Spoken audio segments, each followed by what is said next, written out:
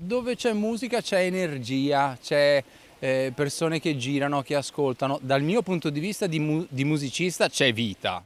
Giardini di Sant'Andrea, a ridosso della zona rossa. Per la seconda estate consecutiva contro il degrado si mettono in campo musica, teatro, aree picnic.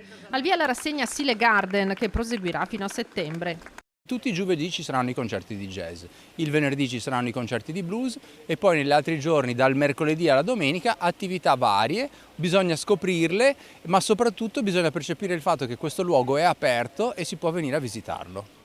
Questa è una soluzione che noi affianchiamo all'attività di deterrenza che facciamo con le forze dell'ordine, quindi continuiamo questo processo di rendere sempre più sicura la nostra città, dove il prefetto ha individuato la necessità della zona rossa, l'abbiamo fatto con la zona rossa.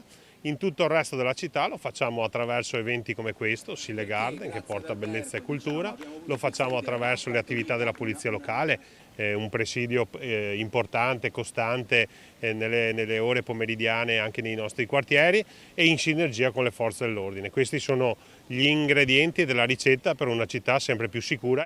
Nel giorno del vertice di maggioranza, Conte a tu per tu con il consigliere di Fratelli d'Italia che per primo ha chiesto il prolungamento della zona rossa in via Collalto, Alberto Ciamini. L'idea di fare di Sant'Andrea un contenitore musicale è stata proprio di Ciamini. Quando le proposte sono realizzabili vengono accolte, ha commentato il sindaco. Sarà un luogo che alla sera, dalle 21 in poi, sarà animato, quindi io confido molto e siamo assolutamente convinti che sarà un'opportunità importante per la città. La musica attirerà turisti e visitatori e farà fare un salto di mentalità anche ai trevigiani che generalmente questa zona la evitano.